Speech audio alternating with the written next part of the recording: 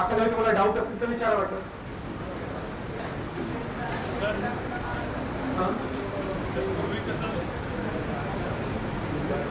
काय डाऊट आहे का?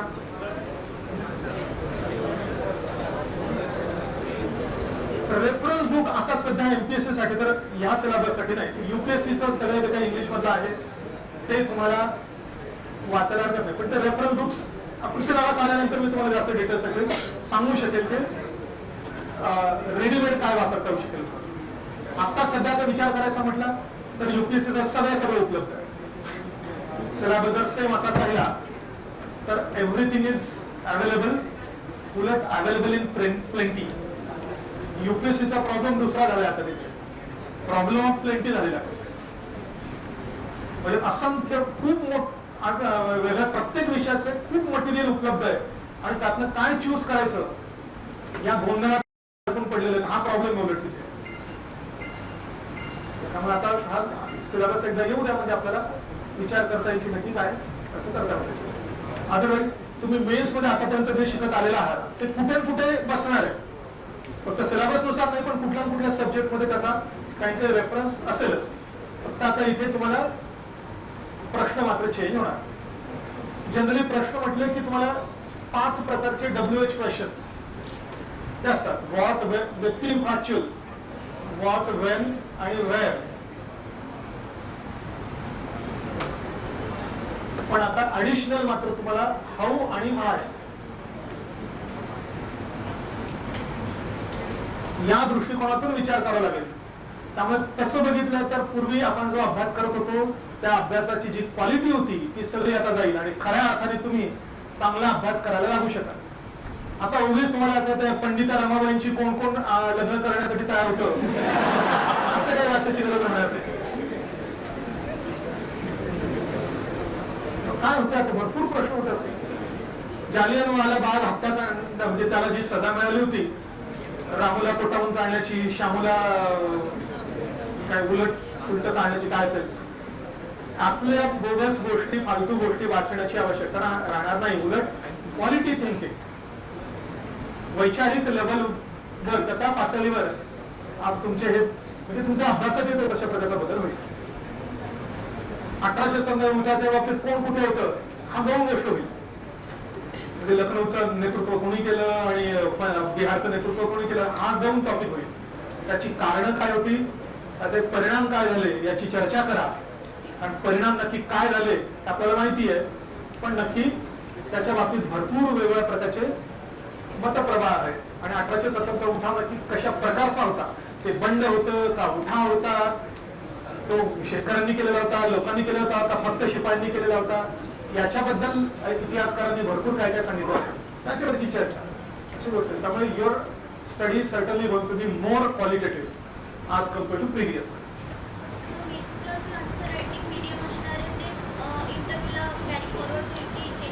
आता एमपीएससी तर इंग्लिश ना मराठी असं दोन्ही असेल, पण आपण युपीएससीचं पहिल्यांदा बघूया. युपीएससीचं पूर्वी काय होतं की एकच तुम्हाला मीडियम घ्यावं लागायचं.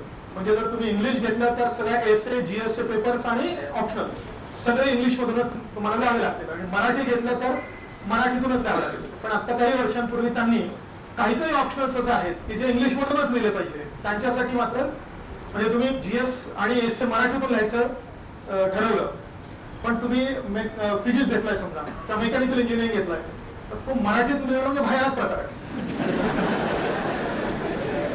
मग अशा टेक्निकल सब्जेक्ट साठी तुम्ही इंग्लिश घेऊ शकता अशी युपीएससीने परमिशन दिली.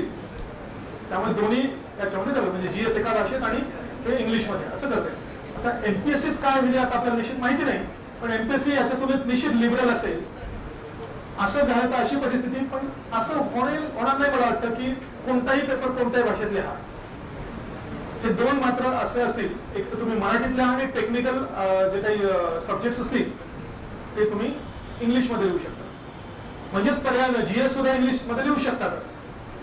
येते लक्षात. जीएस एकतर तुम्ही मराठीत लिहा किंवा इंग्लिश मध्ये लिहा, आणि टेक्निकल सब्जेक्ट्स फक्त इंग्लिश मध्ये लिहू शकता.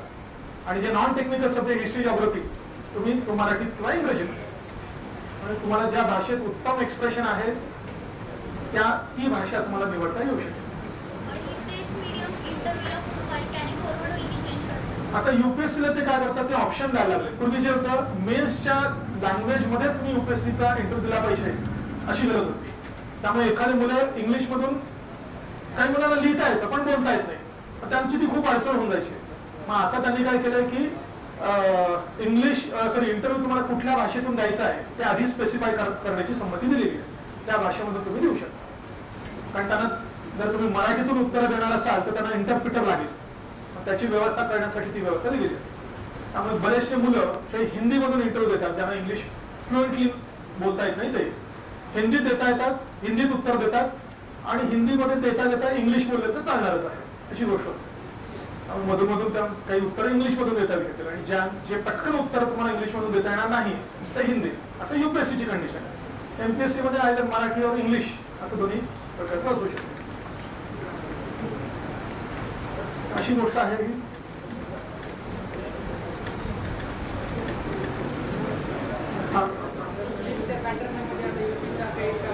काय प्रिलिमचा पॅटर्न नाही चेंज होणार.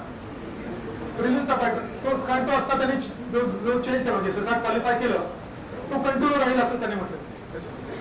प्रिलिम तर तीच गोष्ट राहील. पण मला एक थोडासा धोका वाटतो, तर मी तुम्हाला सांगायला पाहिजे की नाही मला माहिती नाही, पण मला एक धोका म्हणण्यापेक्षा एक असं वाटतंय की युपीएससीचा सिलेबस चेंज होऊन 10 वर्ष झाली आहे. उद्या त्यांनी सिलेबस चेंज करून टाकला आणि एमपीएससीला पुन्हा 10 वर्षानंतर जाग आली तर मग पुन्हा युपीएससी आणि एमपीएससीच्या सिलेबस मध्ये फरक पडण्याची पण शक्यता होऊ शकते. जसं युपीएससीने चेंज केला की उत्तर भारतीय लगेच बदलवतात, आपण ते करत नाही. म्हणजे हा मुद्दा पुन्हा कशासाठी, या एमपीएससीच्या अभ्यासाचा नॅचरल ऍडव्हान्टेज युपीएससी साठी मिळेल का यासाठी. काय जे काय होईल ते होईल.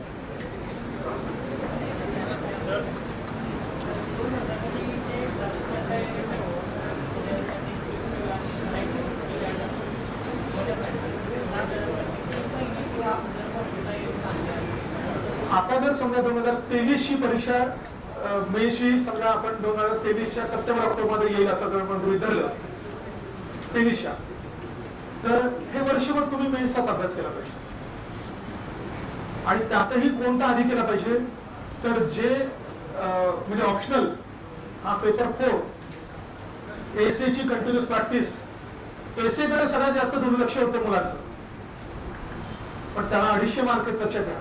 म्हणजे जीएसच्या पेपर एवढेच मार्क आहेत, आणि बहुतेक मुलं एसे म्हणजे ऐनवेळी करू आपण असं जनरली वाटतं, की आपला जो काही अभ्यास होईल त्याच्या आधारावर आपण एसे लिहू. तेव्हा काही मुलं म्हणतात आम्ही प्रत्यक्ष पडद्यावर जाऊन एसे लिहू, पण तसं नाही. एसे हा एक मोठा पेपर आहे, त्याची कंटिन्युअस प्रॅक्टिस ही लागणार आहे, पण त्याच्यासाठी कंटेंट डेव्हलप होण्यासाठी आवश्यक तेवढा अभ्यासही लागणार. एक गोष्ट अजून राहिली माझी सांगायची, या ऑब्जेक्टिव्ह मुळे मुलांचं पेपर वाचन बंद झालेलं होतं, आणि ते काय ऑनलाईन तुम्हाला जे काही येत आहे, ऑनलाईन व्हिडिओज आणि रेडीमेड काढलेले जे काही न्यूज असायचे ते तुम्ही ऐकायचं, ते सगळं तुम्हाला बंद केलं पाहिजे. आता तुम्ही रिव्हिजन म्हणून वगैरे ते बघा, पण आता तुमचा अभ्यास म्हणजे अक्रॉस द टेबल बसून तुम्ही जेव्हा पेपर तुम्ही वाचाल आणि त्यातही एडिटोरियल वाचण्याची तुमची सवय होईल, तेव्हा खरे तुमची थिंकिंग डेव्हलप होईल, आणि थिंकिंग झाली की मग तुम्हाला लिखाण करणं सोयीस्कर होईल. त्यामुळे पेपर वाचायला सुरुवात करा.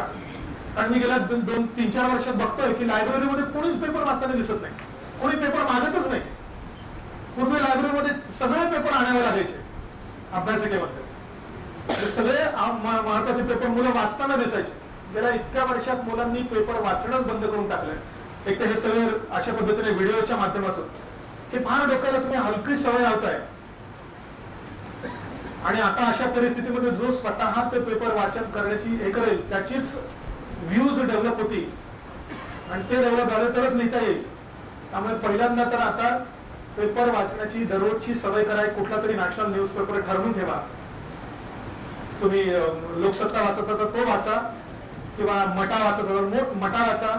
इंग्लिश मध्ये वाचणार तर इंडियन एक्सप्रेस वाचणार तर हिंदू वाचा. टाइम्स ऑफ इंडिया वाचू नका, तो काय आपल्या परीक्षेसाठी फार तयार केलेला पेपर नाही. पुणे टाइम्स जरी बघितलं तरी तुम्हाला लक्षात येईल की आपल्या परीक्षेसाठी नाही येतो, तो बघितलेलं दिसत नाही तुम्हाला. तर हे माझं सांगणं आहे की पेपर वाचायला सुरुवात करा. पूर्वी मुलं 2-2 तास एकच पेपर वाचताना दिसायचे. आज ते सगळं बंद झाल्यासारखं दिसतंय. त्यामुळे दिवसाचे किमान 1 तासभर पेपर रिडिंग लागणार आहे तुम्हाला. आणि भविष्यात जर युपीएससी करायचीच असेल तर युपीएससीचं महत्वाचं प्रिन्सिपल आहे complete command over current. CCC ज्याची आहे त्याला ही परीक्षा सोपी होते. म्हणजे एकदा बेसिक्स कळलं, जो स्टॅटिक पोर्शन आहे तो एकदा कळला की पुढे मात्र करंट अफेअर्सवर कम्प्लीट कमांड लागते. कम्प्लीट कमांड म्हणजे एकदम तो भानुप्रताप मेहता लिहितात तशा प्रकारे नाही. आपल्याला साधं सोपं. इंग्लिश मध्ये लिहिणार असाल तर ऍटलीस्ट ग्रामॅटिकल मिस्टेक नको, स्पेलिंग मिस्टेक नको, छोटी छोटी वाक्य, साधी वाक्य लिहिली तरी हरकत नाही. आणि उलट ती तशी लिहिली असाल तर त्या वाचणाऱ्या माणसाला पटकन कळतं. म्हणजे वाचताना मी पेपर चेक करताना कशी प्रोसेस होते ती तुम्हाला सांगतो. तीच कुठल्याही चेक करण्याच्या बाबतीत होऊ शकते. जनरली काय होतं की मी पहिला पॅराग्राफ वाचतो. पहिला पॅराग्राफ छान वाटला की डायरेक्ट त्याचं कन्क्लुजन काय लिहिलं, शेवटी काय लिहिलं हे बघतो. आणि मग नंतर मधल्या भागावर कर्सरी लूक टाकतो. म्हणजे जर पहिला पॅराग्राफ खूप चांगला लिहिला असं वाटलं तर लगेच माझ्या डोक्यात सबकॉन्शियसली एक आयडिया जनरेट होते तेव्हा पुढेही छान लिहिलेलं असेल म्हणून शेवटी काय लिहिलेलं बघितलं तेही छान दिसलं तर मध्ये काय दिसलेलं याची विशेष चिंता तो पेपर चेक करणारा करत नाही आणि जास्त मान देईल. नाही तर उलट होईल. पहिल्याच पॅराग्राफ मध्ये काहीतरी खराब लिहिलेलं दिसलं, त्या विचारलेला प्रश्न काही आहे आणि याने वेगळंच काहीतरी लिहिलेलं दिसलं तरी लगेच तिथे सबकॉन्शियसली एक आयडिया फ्रेम होतं की काहीतरी पेपर पुढे पण चांगला नसेल. मागे शेवटी बघितलं तर तेही खराब दिसलं तर मध्ये तुम्ही कितीही चांगलं लिहिलं असलं तरी त्याकडे मात्र त्या माणसाचं दुर्लक्ष होण्याची शक्यता आहे. त्यामुळे तुमचं इंट्रोडक्शन आणि इंट्रोडक्टरी पार्ट किती चांगला असला पाहिजे याच्यावर तुम्हाला लक्षात येईल. तर पहिल्या वाक्यावरून आणि पहिल्या पॅराग्राफवरूनच तुम्हाला त्याच्या डोक्यात टाकायचं की मला पुढे सगळंच माहिती, मी सगळं चांगलं लिहिलेलं असेल. त्यामुळे इंट्रोड्यूस करताना तो त्याची गरज आहे का डायरेक्ट सुरू करायची आहे का इंट्रोडक्शनचे 2च ओळी लिहायचे आहेत. 1857च्या स्वरूपाची चर्चा करा हे सांगताना तुम्ही काय लिहिलं पाहिजे. आता तिथून सुरू करणार का ब्रिटिश आल्यापासून. भारतात ब्रिटिश सत्ता स्थापन झाल्यापासून सत्ता स्थापन झाल्यानंतर ब्रिटिश सत्तेला भारतीयांना दिलेलं पहिलं आव्हान हे 1857च्या उठावाच्या माध्यमातून आलं. पुरेसं एवढंच एपिसोड. पण इतिहासकारांमध्ये मात्र त्या उठावाचं स्वरूप कसं होतं या बाबतीत विविध मतं आहेत का मतांतरं आहेत. आणि लगेच मतांतरं लिहायला सुरुवात केली पाहिजे की याचं हे म्हण ब्रिटिशवाले हे म्हणायचे की आपले नॅशनलिस्ट हिस्टोरियन्स हे म्हणतात का ते म्हणतात तरी दिलं पाहिजे. इंट्रोडक्शनला खूप महत्व असणार आहे. त्यामुळे पहिल्यांदा तर तुम्ही आन्सरची प्रॅक्टिस करताना तुम्हाला हेच करावं लागेल की मी इंट्रोड्यूस कसं करणार. भले पुढे काही थोडंसं वीक पडलं तरी हरकत नाही पण इंट्रोड्यूस कसं करणार. आणि मी म्हटलं पेपर चेक करणं हा आता आपल्याला खूप छान वाचायची सवय असते, पेपर वाचायची सवय असते. पेपर मधलं एवढं सिरियस डिस्कशन वाचायचं माझ्या दृष्टीने मला असं मी म्हणू शकेल की एक्सप्रेस वाचताना हिंदू वाचताना एकदम सिरियस लिखाण केलं ते वाटण्याची सवय आहे. आणि समोर आला काय वाटेल मला छान वाटेल का त्याच्यासारखं मी काहीतरी चांगलं वाचतोय असं वाटेल का. नाही मी काय वाचतोय आणि कशासाठी वाचतो असं वाटेल मला. म्हणजे थोडक्यात आपण म्हणजे तो पेपर चेक करणारा नेहमी जे वाचतोय आणि त्याच्या समोर तुमचा पेपर आला त्याच्यात जर खूप मोठा डिफरन्स असेल तर त्याची तुमच्याबद्दलची आयडिया काय डेव्हलप होईल त्याला कंटाळाच वाटणार आहे. त्यामुळे त्याला तुम्हाला प्रभावित करायचं असेल तर प्रत्येक प्रश्नाची सुरुवात आणि ऍटलीस्ट 20 प्रश्नांपैकी सुरुवातीचे 10 प्रश्न जरी उत्तम झाले तरी तुमच्याबद्दल एक आयडिया त्याच्या मनात क्रिएट होते सबकॉन्शियसली. छान उत्तर लिहिलेली. मग पुढचे 10 प्रश्न तुलनेने जर समजा थोडेसे वीक जरी असले तरी सुद्धा तो एक मार्क एक्स्ट्रा देण्याची शक्यता जास्त आहे. आणि पहिल्या काही प्रश्नांमधली जर त्याची आयडिया ढासळली तुमच्याबद्दलची तर पुढे कितीही चांगलं लिहिलेलं असलं तरी मात्र तो हाच विचार करेल की काही चांगलं लिहिलं नाही. रटाळ म्हणून जेवढे दिले पाहिजे त्यापेक्षा 1 मार्क कमी देईल. त्यामुळे ह्या सगळ्या गोष्टी आहेत. शेवटी आर्ट ऑफ रायटिंग आणि तुम्ही किती छान ते अभ्यास केलेला आहे, कंटेंट तुमचा कसा डेव्हलप झालाय, तुमचं आकलन कसं आहे, या सगळ्या गोष्टी त्या ठिकाणी मॅटर करणार. पण अवघड आहे सगळं मला काही फारसं वाटत नाही. प्रयत्न तर करावे लागणारच आहे. अभ्यासाचं प्रमाण तेव्हा जेवढं होतं तेवढंच आता पण असणार आहे, फक्त उलट क्वालिटेटिव्ह डिफरन्स असणार. तिकडे काही पण फालतू वाचायला लागायचं, आता मात्र तो इश्यू नाही.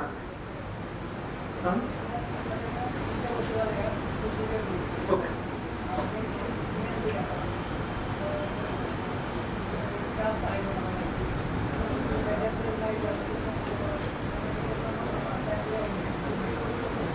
त्यात नाही झालं तर मग हा तर मोठा क्रिटिकल क्वेश्चन आहे. म्हणून मी सुरुवातीला म्हटलं होतं की ही ऑगस्टची पूर्वपरीक्षा आणि कंबाईनची आलेली परीक्षा. कुठेतरी याच्यातून जर तुम्हाला एखादी काहीतरी पोस्ट मिळवता आली आणि सुटका मिळवता आली तरच ते सोयीस्कर होईल.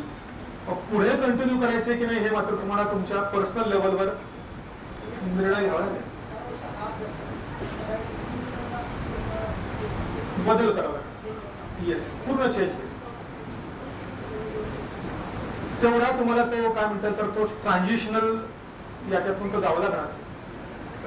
शेवटी मग तो आता निर्णय आहे तुम्हाला, तो चेंज किती तुम्ही अडॅप्ट करू शकता. पहिला तर निर्णय कंटिन्यू करायचा आहे का हा पण. दुसरा निर्णय जर कंटिन्यू करायचा असेल तर आता सध्या आपल्याला काय काय चेंज केला पाहिजे. पण मला नाही वाटत की इतका फार मोठा चेंज करावा लागेल. जनरली आपण सुरुवात करण्यासाठी फार वेळ लावतो. एकदा पडलो त्याच्यामध्ये, म्हणजे मला स्विमिंग शिकायची म्हटल्यानंतर स्विमिंग शिकायची म्हटलं तो निर्णय त्या पूल पर्यंत जाण्यासाठी वेळ जास्त लागतो. एकदा त्याच्यात पडल्यानंतर मात्र आपण जास्त वेगाने प्रॅक्टिस त्या ठिकाणी करू शकतो. त्यामुळे जर कोणाच्या बाबतीत असं असेल त्यांनी 3-4 वर्षापासून अभ्यास केलेला आहे, त्यांच्यासाठी ह्या वर्षाच्या परीक्षा आहेत, ह्या वर्षाच्या परीक्षांमध्ये पास होण्याची शक्यता जर कमी वाटत असेल तर नाही पास झाला तर पुढे काय करायचं, तर यासाठी आयदर ऑफ या दोन गोष्टी आहेत. एक तर पुढे करायचं का नाही करायचं, तर आत्ताच क्विट करायचं हा निर्णय तुम्हाला घ्यायला लागेल. आणि नसेल करायचं म्हणजे क्विट नसेल करायचं, अभ्यास चालू ठेवायचा असेल तर लवकरात लवकर तुम्हाला हा चेंज अडॅप्ट करावा लागेल. प्रयत्न करून बघा. साधं काय करा की 11वी किंवा 12वीचं कुठल्याही कोणत्याही विषयाचं म्हणजे ऑप्शनलचं एक पुस्तक घ्या. समजा तुम्ही हिस्ट्री घ्यायचं ठरवलं तर 11वीचं हिस्ट्री घ्या. त्याच्या खाली जे काही एक्सरसाइजेस दिलेले असतात तो चॅप्टर वाचून त्याचे एक्सरसाइज आपल्याला लिहिता येतात का एवढा प्रयत्न करून बघा. तर तुम्ही सोशिओलॉजी घ्यायचा ठरवला तर 11वी 12वीचे सोशिओलॉजीची पुस्तक आहेत किंवा एनसीईआरटीची 4 पुस्तक आहेत. त्यातला कुठलाही पहिला थिअरीचा जो आहे मला इंट्रोडक्टरी सोशिओलॉजी म्हणून एनसीईआरटीचं पुस्तक आहे, त्यातलं पहिलं चॅप्टर वाचा, त्याच्या खाली दिलेले एक्सरसाइजेस सोडवून बघा. इव्हन मी म्हणतो तुम्ही पहिला एक्सरसाइज जरी सोडवला तरी तुम्ही त्याच्यात इन व्हा आणि आपल्याला जमतंय असं वाटायला लागलं. आधी सगळा चॅप्टर वाचून घ्या. सगळा विषय नाही म्हणते मी, सगळा विषय वाचल्यानंतर तुम्ही चॅप्टर म्हणजे लिहायचं म्हटलं वेळ भरपूर होईल. छोट्या छोट्या गोष्टी समाधान मानलं पाहिजे आपण, सवय पाहिजे अशी, बरोबर आहे. नाहीतर मग कितीही काही झालं तरी समाधान होत नाही अभ्यासाबद्दल. मी यांना दुःखी आत्मे म्हणतो. आणि मी खूपदा हे पण गोष्ट बोललेलं, सगळा अभ्यास झालेला नाहीये अशा परिस्थितीतच पास होतो प्रत्येक जण. आणि कुणी जर असं म्हणत असेल की मी पास झालो कारण मला सगळा अभ्यास झाला होता तर त्याला माझ्याकडे घेऊन या. मला काय विचारायचं की ते विचार. तो युपीएससीतला असो किंवा एमपीएससीतला असो, कारण ही परीक्षा अशीच आहे.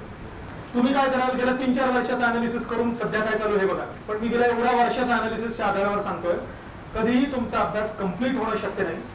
कधीही सेन्स ऑफ कम्प्लिशन किंवा सेन्स ऑफ फुलफिलमेंट होण्याची शक्यता नाही बिलकुल. मागच्या वर्षी मी एवढा अभ्यास केला म्हणून पुढच्या वर्षी तेवढा झालेला आहे ऑलरेडी असं नाही, कारण ते विसरून गेलेलं असतात. नवीन करंटचं काही आलेलं असतं, नवीन काहीतरी वाचायची गरज असते.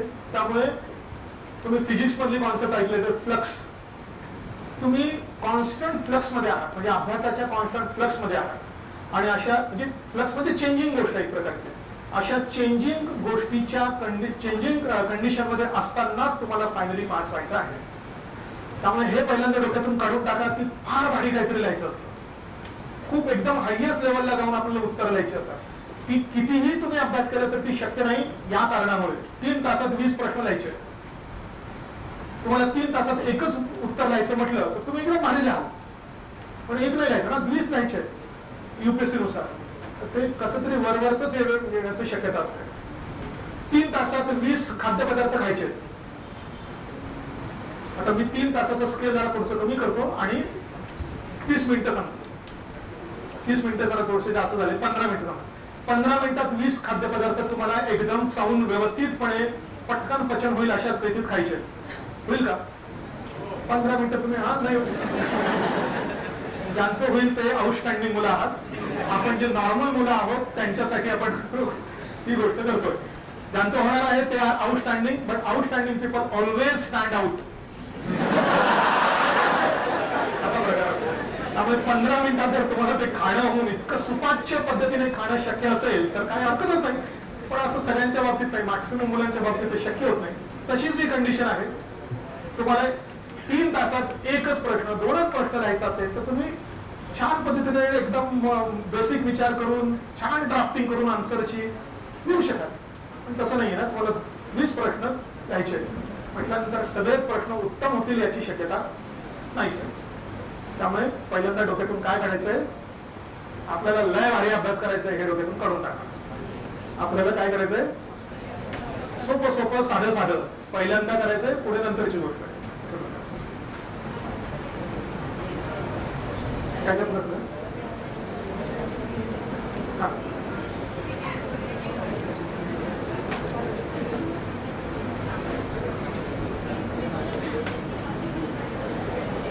प्रीला ना, बरोबर आहे. नाही नाही आता नाही एमपीएससीच्या प्रीचा सिलेबस युपीएससी सारखा आहे, पण म्हणून पुढच्या वर्षापासून सगळे एमपीएससीची प्री युपीएससी प्रमाणे प्रश्न विचारले जातील याची गॅरंटी नाही. एमपीएससीची प्री जशी आहे तशी चालू राहील. प्रश्न काढणारे ते नाही येणार ना, कारण हेच येणार आहे. त्यामुळे एमपीएससीच्या प्रीच्या क्वालिटीमध्ये कोणताही बदल फारसा मला अपेक्षित नाहीच. त्यामुळे हे जे असे अननेसेसरी क्वेश्चन्स आहेत ते तर चालू राहतील. म्हणजे तुम्हाला जर असं वाटत असेल की आता युपीएससी प्रमाणे एकच वर्षाच्या आधीचं करंट अफेअर येणार, त्या प्रश्नांच्या क्वालिटीमध्ये त्यानुसार बदल होईल, तसं एमपीएससी अपेक्षित नाही. तर prelim will continue to be same आणि मेन्स मध्ये हा अशा प्रकारचा बदल होईल. मॉडेल आन्सर दिले जात नाही का? एक्झाम नंतर मॉडेल आन्सर दिले जात नाही काय काय कोणाला आयोगाकडून म्हटलं एक्झाम नंतर मॉडेल आन्सर दिले जात नाही. आयोगाकडे नाही कळलं का? म्हणजे एक्झाम नंतर आयोगाकडून मॉडेल आन्सर दिले जाते. आयोगाकडनं मॉडेल आन्सर त्यांना दिलं जातं का? नाही नाही दिलं जाणार. आता पूर्वी अशी कंडिशन होती युपीएससीला, तर त्या सगळ्या शिक्षकांना कोणालाही मॉडेल आन्सर दिलं जात नाही. ते जे चेक करणारे असतात ते ऑलरेडी ऑल नोईंग पीपल असण्याची शक्यता जास्त असते. एमपीएससीला पूर्वी मॉडेल आन्सर दिलं जायचं, म्हणजे पॉईंट वाईज दिलं जायचं एक्झामिनरला, असं होतं पूर्वी, असं होतं. पण आता यावेळी देतील की नाही आता आपल्याला काही अंदाज नाही. दिलं तर बेटर होईल, म्हणजे तुम्ही लिहिलेल्या गोष्टी त्याला किती मॅच होतात त्यानुसार होईल.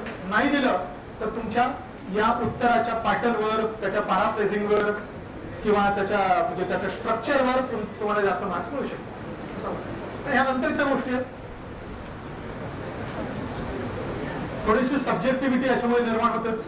म्हणजे एकच पेपर एका माणसाला चेक करायला दिला आणि तोच पेपर दुसऱ्याला दिला तरी मार्कामध्ये थोडासा फरक पडण्याची शक्यता असते. त्यामुळे युपीएससी मध्ये पहिली ओरड ही असते आणि तीच एमपीएससी मध्ये पण सुरू होण्याची शक्यता आहेच. पण ती सब्जेक्टिव्हिटी तर असणारच. एमपीएससी कडनं माझी एकच अपेक्षा आहे की त्यांनी ते पेपर वेळेत चेक केले पाहिजे आणि वेळेत रिझल्ट लावला पाहिजे.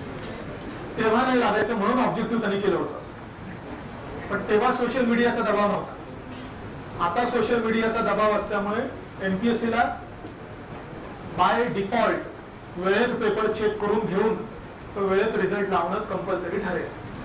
तर ते किती त्यासाठी तयार आहेत वगैरे या सगळ्या गोष्टी त्यांनाच माहिती. पण आपण अपेक्षा करूया, नाहीतर हा सोशल मीडियाचा दबाव आहेच. पण तो पण आता जरा जपून दिला पाहिजे. एमपीएससीच्या विरुद्ध केली जाणारी कमेंट जपूनच कमेंट तुम्हाला केली पाहिजे.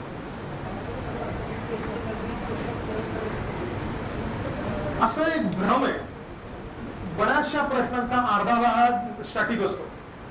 म्हणजे प्युअरली 100% करंटचे क्वेश्चन तसे बघितलं तर कमी असतात आणि बरेचसे प्रश्न हे असं असतात की अर्धा प्रश्न हा स्टॅटिक क्वेश्चन असतो की जो थिअरी मधला जनरल क्वेश्चन म्हणता येईल आणि त्याला मात्र शेपूट लावलेलं असतं करंटचं. असे प्रश्न जास्त असतात. तसं इथे येऊ शकेल. म्हणून म्हटलं की पेपर वाचायला लगेच सुरू करा आजपासून. ओके, तर मग अशा पद्धतीने चालू ठेवा. अजून कोणाला तरी डिटेल्स विचारायचे असतील तर उद्या वाटलं तुम्ही तिकडे ऑफिसला वाटलं येऊ शकता. तुम्ही 10-10:30 येईल वाटल्यास. If anybody wants to know anything in detail तुम्ही या वाटल्यास. प्री आणि मेन्स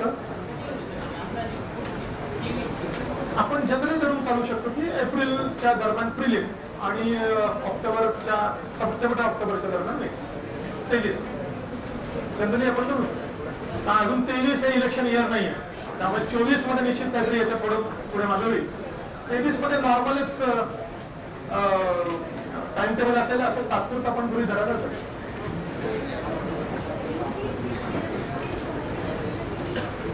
दहा वर्ष झाले कारण युपीएससी इतक्या वर्ष थांबत नाही करत. टाइम काही थोडा तर बदल करत राहते पण गेल्या 10 वर्षात त्यांनी विशेष बदल केलेलाच नाही त्याच्या सिलेबसमध्ये सुद्धा आणि क्वेश्चनच्या पॅटर्नमध्ये सुद्धा. त्यामुळे तो काही सांगता येईल पण काही झालं तरी सब्जेक्ट हेच असणार. फक्त प्रश्नाची संख्या प्रश्न किती आन्सर शब्दांमध्ये लिहायचे त्याच्यात चेंज होतो. ऑप्शनला जास्त ऑप्शन आता मी 3 शिकवलं पण एवढे सगळे शक्य नाही. बघूया कोणते केव्हा सुरू करायचे ते आपल्याला लगेच सुरू करायचे. सिलेबस आला की मी लगेच आपण निर्णय घेऊया. ओके देन तर चालू ठेवा. Best of luck. Best of luck.